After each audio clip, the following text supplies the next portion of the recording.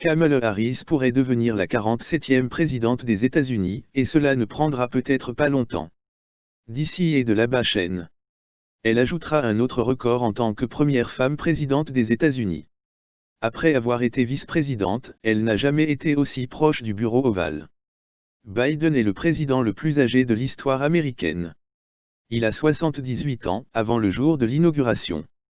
Après 4 ans en tant que président de la Maison-Blanche, il aura 82 ans. Il semble trop vieux pour cette tâche difficile. Par conséquent, les leaders mondiaux devraient se concentrer non seulement sur Joe Biden, mais également sur Kamala Harris, car ils pourraient devoir traiter avec elle dans un proche avenir, en tant que présidente plutôt qu'en tant que vice-présidente. Il peut y avoir 2 scénarios possibles pour ça. 1. En cas de vacance du poste de président, ou si le président n'est pas apte à ses fonctions, il deviendra automatiquement la présidente.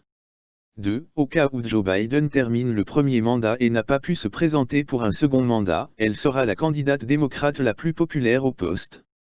D'ici et de là-bas chaîne. Une sénatrice de Californie. Elle a sollicité l'investiture présidentielle démocrate en 2019 contre d'autres, dont Biden et Sanders. Kamala Harris a suspendu sa campagne présidentielle après avoir chuté du plus haut rang des candidats démocrates et avoir échoué à ressusciter une opération de collecte de fonds condamnée. En mars 2020, Harris a approuvé l'ancien vice-président Joe Biden. Harris a été choisie par Biden pour être sa vice-présidente en août 2020. Biden et Harris ont remporté l'élection présidentielle, elle est donc devenue la première femme vice-présidente élue des États-Unis.